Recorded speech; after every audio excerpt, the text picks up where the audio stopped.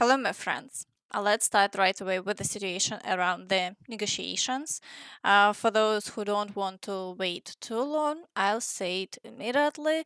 The talks went well, and preparations are already underway for a trilateral meeting between Zelensky, Trump, and Putin. But the most interesting part is not the results, it's the details of the negotiation process. And let's begin with the fact that this time Zelensky arrived at the meeting with Trump wearing a suit. And Trump was very pleased. It's also reported that Trump was shown a map of Ukraine and had the territorial issues explained to him. After a short talk with journalists, Trump and Zelensky went on to meet with European leaders. Trump stated that under no circumstances will Ukraine join NATO, but it will receive security guarantees.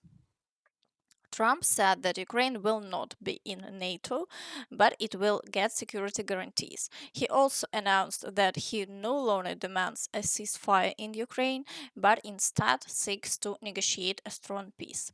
I don't think we need a ceasefire. It would be good because people would stop dying, but right now we are working on a lasting peace, Trump said. Zelensky also said that the territorial issue will be decided at the trilateral meeting with Putin and Trump. After that, Trump announced that within 1 or 2 weeks, we will know whether the war has been ended or if it will continue. We'll see, and in a certain period of time, not very far from now, a week or 2 weeks, we're going to know whether or not we're going to solve this, or is this horrible fighting going to continue? We'll do our best to get it ended. At the same time, Trump emphasized that he will by no means stop aid to Ukraine. I could never say that. This is not the end of the road yet. People are being killed and we want to stop it. So I wouldn't say this is the end of the road. No, I think we have a good chance to get it done, Trump stated. It was also reported that Trump interrupted talks with the European leaders and called Putin. As later became known, he phoned him to discuss readiness for the trilateral meeting, and Putin agreed. Afterward, some details of the negotiations were published. The Financial Times released confidential proposals that Ukraine allegedly passed on to the US. Among them, the purchase of $100 billion worth of American weapons paid for by Europe in exchange for US security guarantees. A $50 billion agreement between Ukraine and the US on drone production involving Ukrainian companies, refusal to make territorial concessions to Russia, in particular refusing to withdraw troops from Donetsk and Luhansk, which would otherwise create a springboard for further and rapid Russian advances toward the Dnipro. A ceasefire as the first step toward further peace negotiations, compensation for Ukraine paid out of frozen Russian assets, and easing of anti-Russian sanctions only if Russia abides by a future peace agreement and plays fair. As can be seen, Zelensky didn't back down from his demands and is not agreeing to the capitulation Putin is proposing. But why then were the negotiations considered successful, and why did Putin agree to a trilateral meeting? That remains a big question. After the negotiations, Trump confirmed that preparations for a meeting with Putin had already begun. I had a very productive meeting with esteemed guests and President of Ukraine Volodymyr Zelensky at the White House, which concluded with a further discussion in the Oval Office. During the meeting, we discussed security guarantees for Ukraine, which will be provided by various European countries in coordination with the United States of America. Everyone was very pleased with the opportunity for peace between Russia and Ukraine. At the conclusion of the meeting, I called President Putin and initiated preparations for a meeting between President Putin and President Zelensky, the location of which will be determined later. Following the meeting, we will hold a trilateral summit with both presidents and myself. I repeat, this was a very good early step in a war that has already lasted almost 4 years. Vice President J.D. Vance, Secretary of State Marco Rubio, and Special Envoy Steve Witkoff are coordinating efforts with Russia and Ukraine. And Ushakov commented on Trump's call with Putin. Half an hour ago, at the initiative of the U.S. President, a phone conversation took place between Donald Trump and Vladimir Putin. The U.S. President, in turn, informed about the just concluded negotiations at the White House with Volodymyr Zelensky and the leaders of several European countries. During the further phone conversation, Vladimir Putin and Donald Trump expressed support for continuing direct negotiations between the Russian and Ukrainian delegations. In particular, the idea was discussed that it would be worth exploring the possibility of raising the level of representatives from the Ukrainian and Russian sides, meaning those representatives who participate in the mentioned direct talks. It is guaranteed that Vladimir Putin and Donald Trump agreed to continue maintaining close contact with each other on Ukraine and other pressing issues of the international and bilateral agenda. Thus, despite the fact that Zelensky essentially refused Russia's conditions, the meeting with Putin will still allegedly take place. According to preliminary information, the meeting will happen before the end of this month. The exact date is still unknown. Following the negotiations, Zelensky commented on the situation. There was a long conversation about this. It's very important to understand that some parts of our state, for example, the East and Crimea, were occupied not because one army was pressing and the other was retreating, but because there were no active hostilities, no large-scale battles in Crimea.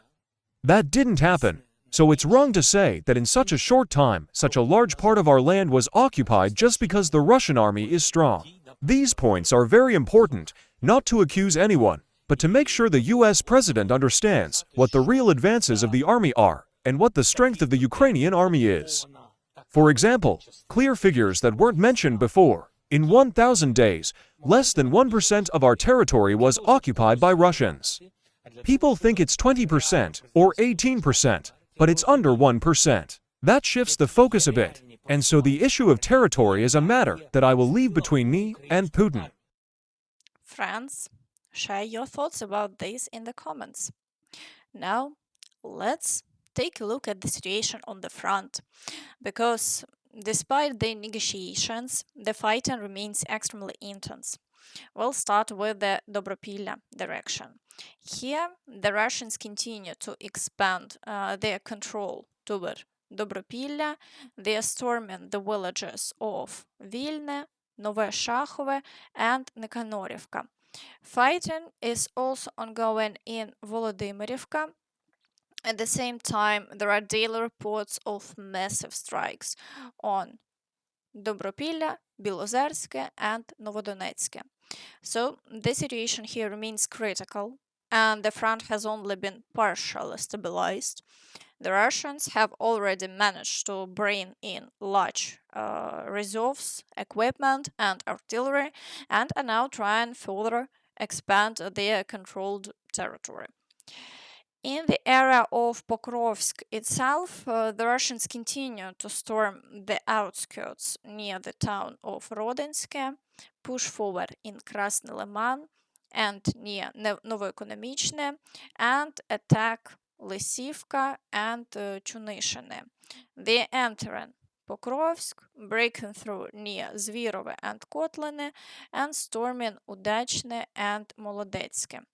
Over the past day, there have been no changes in control, but the intensity remains as high as ever. In the Novopavlivka direction, the Russians continue offensive actions across the fields as they attempt to advance toward the city. They are also storming Dachne, Zelene Pole, Oleksandrograd, and the outskirts of Voskresenka. Over the past day, there have been no changes in control, but the situation here remains extremely difficult due to the high level of Russian activity. In the Velyka Novosilka direction, the Russians have actually managed to advance again, taking control of the fields near the villages of Zelene Pole and Tymyrivka. As a result, the situation here also continues to deteriorate, and the assaults on Tymyrivka are ongoing. In the Huliaipole direction, there is currently no significant activity, and the Russians are not carrying out new assaults. Only shelling of the village of Zaleznychne has been reported. In the Zaporizhzhia direction, the Russians are attempting to push toward Novodanilivka and continue shelling the frontline areas. However, over the past day, there have been no changes. In the Kherson direction, the Russians continue attacks on the islands and shell the right bank. The Russians are actively preparing to push further into Kherson. However, so far they have had no success, and the Ukrainian forces are managing to repel all attacks. Meanwhile, on British television yesterday, while discussing the negotiations, they decided to tell the story of Crimea. This part of Ukraine has become a defining fault line in the war. If you look at territory, which is one of the key ones, President Trump has already suggested that Crimea is off the table, that it isn't going to be part of that negotiation. It is worth pointing out that Crimea was originally part of the Soviet Union.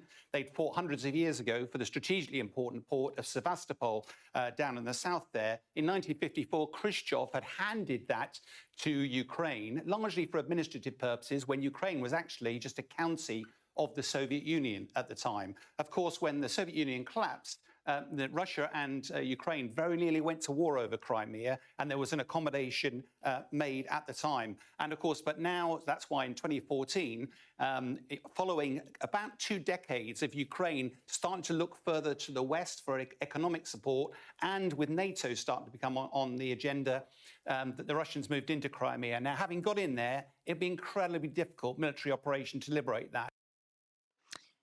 However, according to Zelensky, territorial issues will be discussed only directly with Putin, so we'll see whether he can be persuaded. Friends, make sure to leave your thoughts in the comments. Now, let's move on to the Kostyantynivka direction. And here comes bad news.